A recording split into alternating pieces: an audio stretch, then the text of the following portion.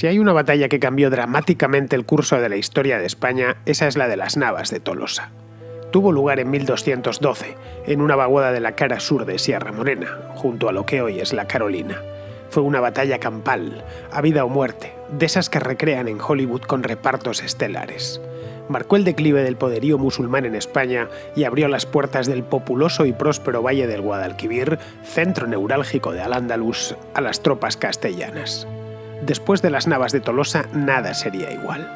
En tan solo medio siglo, Castilla, gran beneficiada de la batalla, se erigió como potencia central de la península en torno a la cual terminaría tomando forma la España moderna. La victoria de las Navas nació de una vergonzosa derrota. A mediados del siglo XII, los reyes de Castilla y León estaban crecidos. Dominaban el Valle del Tajo y situaban puestos de avanzada en el del Guadiana. El imperio almorávide hacía aguas por todas partes. Tal y como había sucedido un siglo antes, se formaron pequeños reinos de taifas cuya fragilidad era un apetitoso caramelo para los reinos cristianos. Alfonso VII de Castilla, aprovechando la debilidad del oponente, cabalgó por todo Al-Ándalus. Llegó incluso a darse el capricho de ocupar temporalmente la ciudad de Almería junto a expedicionarios catalanes.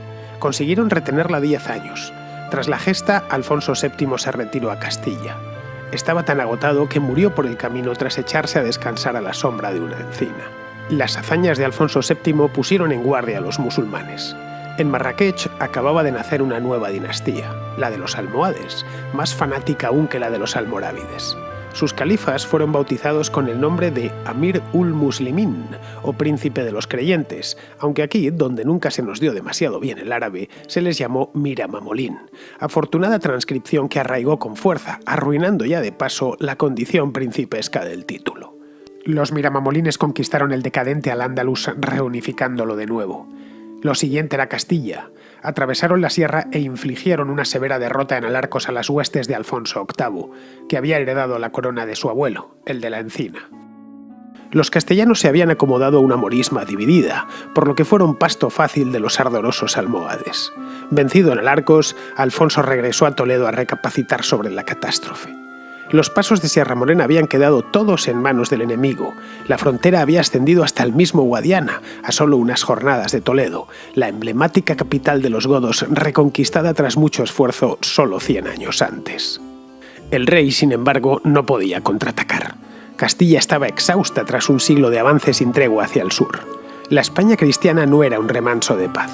Alfonso VIII tenía pleitos con León y con Navarra. Sin apenas aliados, rodeado de enemigos y con el insolente Al-Nasir, el nuevo Miramamolín, hijo de una esclava cristiana, mirando codicioso desde lejos los muros de Toledo, la joya de la corona que había puesto al antiguo condado de Castilla en la vanguardia de los reinos cristianos. Pero Alfonso no estaba del todo solo. Contaba con el arzobispo de Toledo, Rodrigo Jiménez de Herrada, un prelado muy astuto y más propenso a la política que a los asuntos litúrgicos. Propuso al rey recurrir a la Santa Sede para que el Papa Inocencio III declarase cruzada la guerra contra los almohades. Esto traería cruzados de toda Europa y, sobre todo, le cubriría la retaguardia. Si algún monarca de la cristiandad rompía una tregua con otro que estaba en una cruzada, era excomulgado en el acto. Jiménez de Herrada viajó a Roma, obtuvo la bula de cruzada y pasó un año predicándola por Italia, Francia y Alemania, con el fin de recaudar fondos y reclutar aventureros.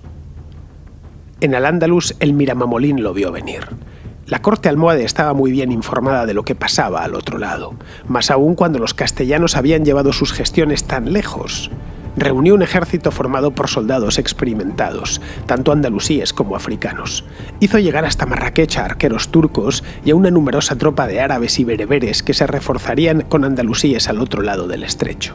Tan confiado estaba Al-Nasir en el poderío de su ejército que prometió a los suyos conducirles hasta la misma Roma, donde, según cuentan, tenía la intención de abrevar a sus caballos en las aguas del Tíber. Jiménez de Herrada, de vuelta en Castilla, dispuso que los cruzados europeos se concentrasen en Toledo en espera del asalto sobre la sierra. Conducidos por los obispos de Burdeos, Nantes y Narbona, hasta allí fueron llegando gentes de todos los reinos del occidente europeo durante varios meses. Unos, los menos, persiguiendo la santidad en forma de bula plenaria que extendía el Papa. Otros, los más, en busca de aventuras, gloria y fortuna. En España la cruzada había tenido gran impacto. Los reyes de Portugal y León aparcaron sus rencillas y permitieron salir de sus reinos contingentes armados hacia Toledo. Pedro II de Aragón, muy cercano a Alfonso VIII, se entusiasmó con la campaña y fue el primero en presentarse en Toledo. Traía consigo varios miles de soldados reclutados en sus reinos y unos cuantos obispos con los de Tarragona y Barcelona a la cabeza. El 20 de junio de 1212, un imponente ejército cristiano formado por unos 100.000 hombres abandonó Toledo enarbolando vistosos estandartes. A los pocos días de camino, la vanguardia, formada por voluntarios franceses y alemanes, avistó el castillo de Malagón, una avanzadilla que estaba en manos de los moros. Lo asaltaron y degollaron sin piedad a sus defensores para disgusto de Alfonso VIII, que prefería resolver estos asuntos de un modo menos sangriento. Días después toparon con la fortaleza de Calatrava, antiguo enclave templario que los monjes dejaron ante el empuje almohade. Esta vez Alfonso impuso su criterio, parlamentó con los moros que la defendían y los dejó marchar a cambio de que no opusiesen resistencia. Esto indignó a los cruzados de Ultrapuertos. No entendían cómo se había dejado marchar con vida a los sarracenos, por lo que muchos, persuadidos de que eso ni era guerra ni era nada, se marcharon. Unos se perdieron por los boscosos senderos del Pirineo por los que habían llegado. Otros, los más píos, aprovecharon que estaban en España y se dirigieron a Santiago de Compostela. Mientras unos se iban, otros llegaban. Por sorpresa apareció capitaneando una numerosa hueste Sancho VII de Navarra, que terminaría por unir íntimamente su nombre y el de su reino a la batalla. Alfonso y Pedro recibieron con júbilo al navarro y trazaron el plan para cruzar Sierra Morena y enfrentarse con Al-Nasir, que estaba ya al tanto de lo que se le venía encima. Los tres reyes pasaron por Alarcos, lugar donde el ejército castellano había sido aplastado años antes, y a primeros de julio llegaron al pie de Sierra Morena. Acamparon para estudiar la situación. Los moros tenían todos los pasos ocupados y se habían apostado en el llano, a la entrada del desfiladero de la Losa. Al-Nasir había estudiado la sierra para cerrar cualquier paso. Sabía que los desfiladeros serranos eran infranqueables si estaban debidamente protegidos. Los informes que llegaban al campamento cristiano lo confirmaban. No había posibilidad de cruzar los pasos sin que aquello deviniese una carnicería. La única opción era encontrar otro desfiladero que se encontrase libre, pero los víveres escaseaban y la tropa se encontraba fatigada por el largo viaje desde Toledo. No había tampoco ciudades en las que reponer fuerzas. Desde el río Guadiana hasta la sierra era una tierra de nadie completamente deshabitada. Ocurrió entonces algo que nadie esperaba. En un lugar despoblado y yermo, se presentó en la tienda del rey un pastor que decía conocer un paso no muy lejano que los árabes habían dejado desatendido. Alfonso envió al señor de Vizcaya, Diego López de Haro, a explorar y, efectivamente, el puerto estaba expedito. Tan proverbial fue el hallazgo del paso secreto que, años más tarde, los cronistas aseguraron que el pastor era, en realidad, San Isidro Labrador, que había bajado del cielo para ayudar a los cruzados. Los tres reyes condujeron sus tropas hasta allí y bajaron al valle sin que les importunasen. Al-Nasir no lo había previsto. Todo su planteamiento estratégico era cerrar los pasos y machacar a los que se aventurasen por los desfiladeros. Pero los cristianos habían burlado el cerco y allí estaban, con los pendones de Castilla, Aragón y Navarra ondeando al viento en el mismo corazón de Al-Ándalus. La batalla dio comienzo con las primeras luces del 16 de julio. Los cristianos se habían organizado en tres cuerpos, cada uno de ellos mandado por un monarca. En el centro, el de Castilla, a su izquierda, el de Aragón y a la derecha, el de Navarra. En la vanguardia, el señor de Vizcaya con los caballeros templarios, los del Hospital y los de Calatrava. El as que Alfonso se guardaba en la manga era un novedoso cuerpo de retaguardia formado por caballería experta que al principio no entraría en combate. Lo haría avanzada la batalla para auxiliar al flanco más débil o para dar el remate al enemigo ya derrotado. Eso Al-Nasir no lo sabía, por lo que siguió la táctica tradicional de los ejércitos árabes. Mucha carne de cañón al principio formada por los infelices que acudían al llamado de la yihad, tropas ligeras que dispersasen las cargas de la infantería cristiana, a las que seguían las tropas profesionales y los arqueros turcos. Como guinda final, si todo lo anterior fallaba, una guarnición de soldados africanos bien armada y entrenada y el llamado palenque, donde se encontraba la tienda del califa, defendido por un grupo de fanáticos, los desposados, que se juramentaban ante el Corán para dejarse la vida en el campo de batalla. Se encadenaban por las rodillas para no retroceder, es decir, para repeler el ataque o morir. Diego López de Haro levantó su espada y a grito pelado ordenó el ataque. Su hijo, que le acompañaba en el brete, le dijo: «Padre, que lo hagáis de modo que no me llamen hijo de traidor». A lo que el audaz vizcaíno repuso: «Os llamarán hijo de puta, pero no hijo de traidor». Lo decía porque su mujer le había abandonado. La carga de Lope de Haro fue tan formidable que llevó sus tropas hasta donde se encontraban el hueso de la tropa profesional almohade. Allí se detuvo la carga y empezó el combate propiamente dicho. Los reyes, que veían desde un otero cercano la polvareda levantada en la refriega, acordaron que aquel era el momento de intervenir. Alfonso, consciente de que se jugaba todo en ese lance, miró a Jiménez de Rada y le dijo solemne: «Arzobispo, aquí, vos y yo moriremos». El religioso, mucho más optimista, le replicó: «No, mi señor, aquí vos y yo venceremos». Se produjo entonces la célebre carga de los tres reyes. Su objetivo no era auxiliar a López de Haro, sino el Palenque, que se encontraba algo desprotegido. Sancho VII fue el primero en llegar a la línea de los desposados. 200 caballeros navarros arremetieron contra el Real Almohade, acuchillaron a sus defensores y rompieron las cadenas que los unían. Esas cadenas pasarían al escudo de Navarra y ahí siguen, ondeando en la bandera navarra y en el escudo de la española. El ejército almohade se vino abajo con estrépito. Al-Nasir huyó precipitadamente para salvar el pellejo.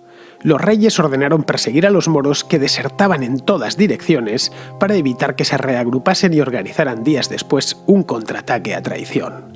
El pendón del califa fue recogido de la tienda de Al-Nasir y enviado al monasterio de las Huelgas, en Burgos, donde las monjas cistercienses hoy lo custodian. Ya de noche, los obispos congregados, que eran unos cuantos, entonaron un sentido Te Deum, aprovechando que el ejército almohade había sido aniquilado. Solo quedaba saber administrar la victoria. ¿Volvían por donde habían venido o proseguían el avance? Alfonso de Castilla, Sancho de Navarra y Pedro de Aragón decidieron quedarse en la zona para consolidar la posición. Tomaron Úbeda por asedio y los castillos de Vilches, Ferral, Baños de la Encina y Tolosa. Baeza también cayó, pero sin esfuerzo. Sus habitantes abandonaron la ciudad al enterarse de la derrota de Al-Nasir. Alfonso dio así cumplida venganza a la derrota de Alarcos y ya de paso se reconcilió con navarros y leoneses. El regreso a Toledo del gran vencedor de las Navas fue glorioso. La gesta pasó a engrosar el repertorio de los juglares y fue celebrada en toda Europa. Al-Nasir, humillado y vencido, volvió a Marrakech, donde moriría años después, resentido aún por los palos que le habían dado en Sierra Morena. Era solo el principio. La puerta del Valle del Guadalquivir estaba abierta de par en par por primera vez en 5 siglos. Los cristianos no dejaron pasar la ocasión.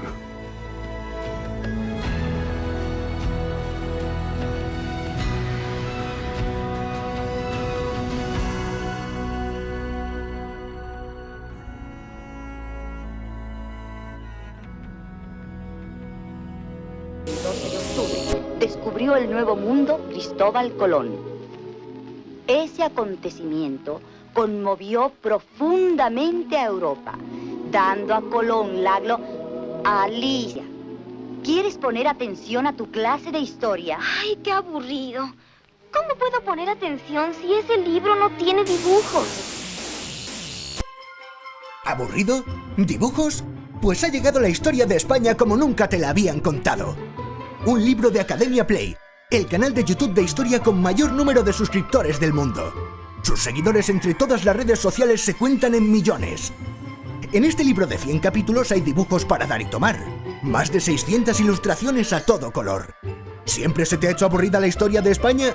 Pues eso es porque nadie te la ha contado como es debido. La historia de España es apasionante. Un libro perfecto para iniciados y para no tan iniciados. Un libro que desmitifica muchos tópicos de la leyenda negra. Un libro para amar la historia de tu país. Un libro para repasar, para divertirse o para aprobar la EBAU. Además, algunos capítulos incluyen códigos QR que te llevan a algunos vídeos del canal de Academia Play que amplían la información. ¿A qué esperas para hacerte con la historia de España como nunca te la habían contado? Haz de tu experiencia de aprendizaje algo épico.